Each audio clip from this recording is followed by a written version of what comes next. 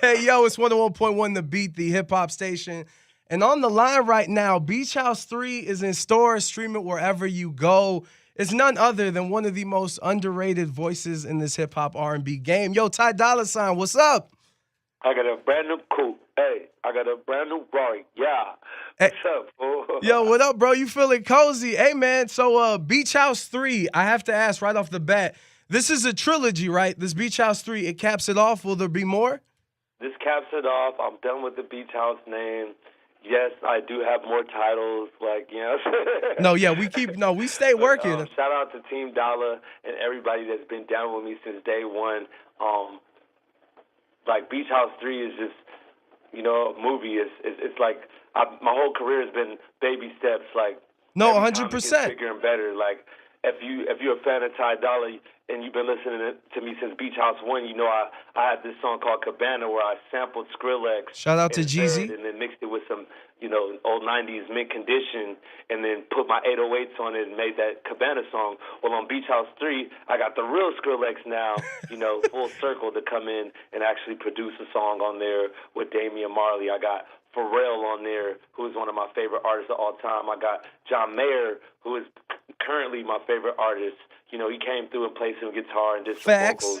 Facts, Then, I 100%. got my bro YG to come through finally. Like, Yo, and that's full Tooted and circle. Booted really the only we had like mixtape songs that we dropped, but like this the first like single since Tooted and Booted, and we came in the game together, so that was Hey, yo, definitely fun. yo, get I have back to in the ask you studio with about my that.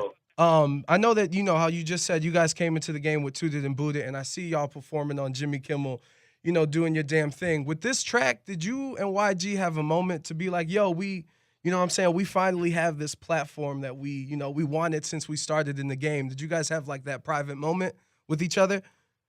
Yeah, like we've had that a couple of times, just like looking back on, where we've came from and, back at the old motorcycle gang parties and, we would just get warehouses in downtown and throw our own little parties and perform our own songs. And from that to, performing in Staples Center and different things like that, It's crazy. Barclays and all that, going on tour with big artists and even having pop success now, like, it's been lit, man. It's been a journey, and it's been great. So, like I said, shout out to the whole 400 crew, the whole 10 Summers crew, because Mustard did his thing as well. He started off just the homies DJ, and then it went to him being the biggest producer in the world, and like 100%. still like having hits on the radio today. So, And yo, I feel like you guys, and you in particular, you've been involved in so much. And if people don't know your musicianship, like it's in your family, it's in your blood for real. And you do so much more than singing. And I feel like until Free TC, instead of people focusing on your talent, everybody's discussion about you was, yo, is he a rapper or a singer? And with Free TC, I feel like it was the first time like the critics and these blogs were like, yo, this project is fire. And I wonder with this album, was there any pressure, like musically, on making this album? Because I know that even singing wise, like your range, it got higher on this, your vocals and everything. So talk to me about that. yeah, like this time I wanted people to walk away knowing that there is no the rapper Ty Dolla Sign. Like I've never rapped one song. If you pay attention, it's always been a melody behind everything I did. 100%. I wanted to set myself aside from the whole rap conversation and like make sure people knew that it was Ty Dolla Sign, the singer. And I think I've done that. Like you get a lot more melody, a lot more singing. You get songs like All the Time where it's just fully like R&B'd out. You get songs like So Am I with me and Damian Marley where I'm fully singing like reggae style. How Get you songs start the like album Famous, out?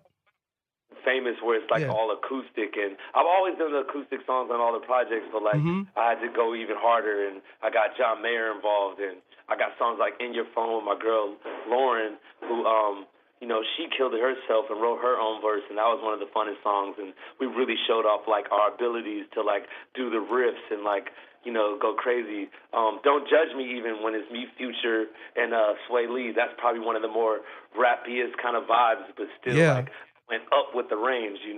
So it was dope. And one thing I have to ask you right now with R&B, I feel like throughout these times you've been like that mainstay name that's always stayed relevant these past couple years. But the future's looking bright. I mean, you got dudes like Black, you got Daniel, Caesar, and Sid. Is there anyone, Anderson Paak too, who I know has been in the game for a long time, but is there anyone Yo, man, still I just left? got off the phone with Anderson right this second, right before I talk to you. You swear And to God? he's having this youth concert out here on December 2nd for the kids in L.A., and he was asking me to come, and I would have loved to be there, and I just couldn't come this time because this is going to be my first time performing in Africa on December 2nd. Woo. I'll be in Kenya, so, like, Hey, don't play yourself. Ty Dolla Global. Thanks for doing that for the kids, and he's always been a good-hearted dude, and it's super dope to see him get his success and get acknowledged all over the world. And last year he was nominated for, like, a gang of Grammys, you know, and it's just dope seeing him start from where I know he started from, coming from, you know, Central California all the way to, like, you know, now. Globally, man. Grammys and everything. Is that someone, have you worked with him before on a record yet? Yeah, we worked a couple of times, and, like, on one of his remixes we dropped where I was singing on it, but we worked on, like, other songs that we haven't dropped yet, but we just got to get in the studio and lock in. I'm actually working on a new project which will kind of fit his sound a little bit more, and, you know, I always, like, just keep it me, but, like, dab into different, like, you know, sounds. 100%. Like, yo, are you going to end up making a country song? Like, I feel like you could do whatever style. Like, you could fit in any box. I would love to, man. I'm good friends with my homies from Florida Georgia line, and we've been chopping it up and since paranoid about making, you know, something. So I just haven't, like, came down to Nashville, but I'm going to get down there soon. Hey, get them checks just like Nelly did. Get them checks like Nelly did. I would love to. Speaking of homies, and I don't mean to, like, kill the vibe and everything, but you were one of the first people to tweet out about Lil Peep. If I could give you the platform, just to give a couple words on him and the relationship and just speak on the problem, not even just the drugs and everything, but the mental problems and everything with that whole situation that happened to him. We send our condolences to Lil Peep, by the way, who passed away. Lil Peep, I love Lil Peep, man. Shout out to his family. I only got to meet him through the phone and, like, on Instagram, and I was a fan of his music on SoundCloud, and that made me tweet about him, and he ended up hitting me back on the DM, and we ended up talking, and I had a tour that, you know, I'm working on right now for this new album, and I just talked to him a couple of days ago, and he agreed to come on the tour. So last night I'm having, like, one of the most legendary nights of my life. 100%. I went to my homie Jacob Collier's concert with my girl, and, like, we're chilling upstairs, and then all of a sudden this girl walks up to me and she's like, yo, Quincy Jones wants you to come to his booth. So we go to Quincy Jones's booth. Hans Zimmer's in there, who's, like, one of the most craziest composers. Yo, if you don't know, The Dark Knight did all these crazy movies. Like, huge, like, so I'm just around, like, music royalty, and we're chilling. I'm just, like, living my best life, and then all of a sudden, my cameraman walks in and shows me this picture, and it says Lil Peep passed away, and, like, bro, I shed a tear, bro, because, like, that's the little homie, and, like, I was super into his music, and, like, I know he was about to take off, bro. He's, like, the first guy to tap into, like, you know, trap music, but, like, make it rock and keep it himself, and it kind of felt like Nirvana slash, you know, like, real, like, right now, rock to me is like Booth. Like, there's no person that has that real, you know, that gives you that feeling that rock used to give me, like, except I love 21 Pilots. Like, that's, like, my favorite right now. But, like, he was going to be the one, I'm telling you, man, like, mixing that rock and that trap. And, like, he did it perfectly. He did it perfectly. He really tapped into a whole new vibe, and, like, I was loving the idea of me and him going on tour together and just hearing more of his music, and just the one conversation we had, just him as a person, I could tell he had that good spirit. But yeah, man, mental health is real, and you know, everybody does what they do, so I'm not gonna, like, talk down on it. Like, yeah, I have Don't Judge Me on my album, where I talk about that. Like, it's just certain days where, you know, don't judge me. This is what I'm on. Like, this is how I feel. Like, this is what the world's turned me into. You know what I'm saying? So I feel them. But, like, I would like to say to the kids, don't do drugs ever, you know?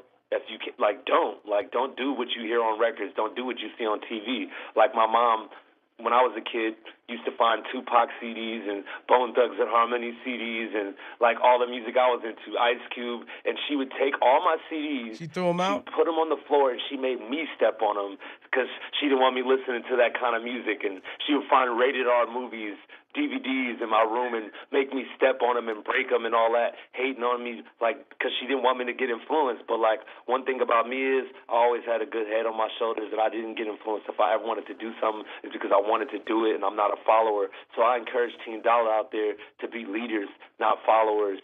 And, you know, that's how you're going to. I didn't get, you know, this age being a dummy. That's what my dad always used to tell me growing up, and now I'm here to tell y'all that. You feel me? I feel you. And now Beach House 3, you know, it just dropped October 27th, but now I heard on Everyday Struggle is a project with you and Jeremih. Is that done? Can we speak on that? It's done. We have to get it mixed. We're mixing everything right now and choosing the songs.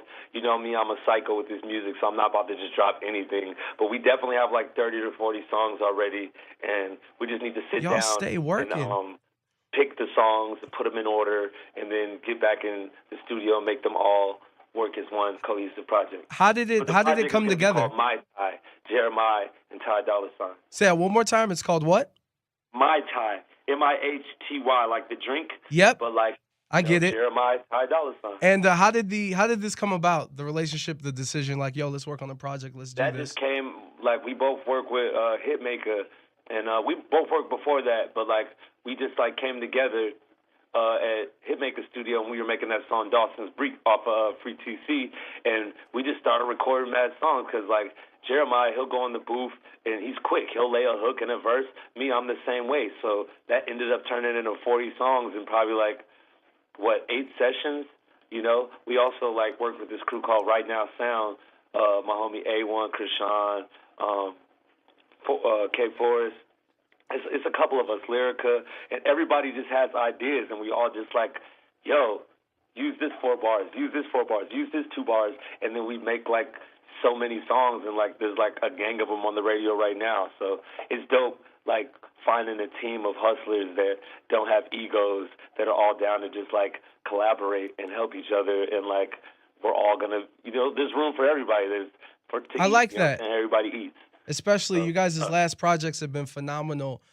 Before we get out of here, my last question, a little birdie told me, yo, are you really into like hella goldfish and just sea life in general? You know what I'm saying? I'm not into goldfish. I do have a huge fish tank because I was on that show Tanked.